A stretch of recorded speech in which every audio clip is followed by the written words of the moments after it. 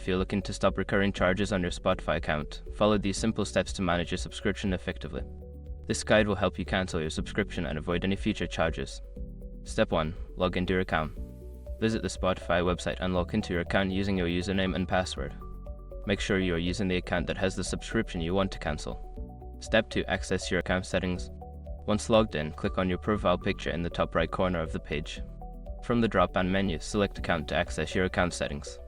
Step 3. Navigate to your subscription. In the account settings, look for the Plan section.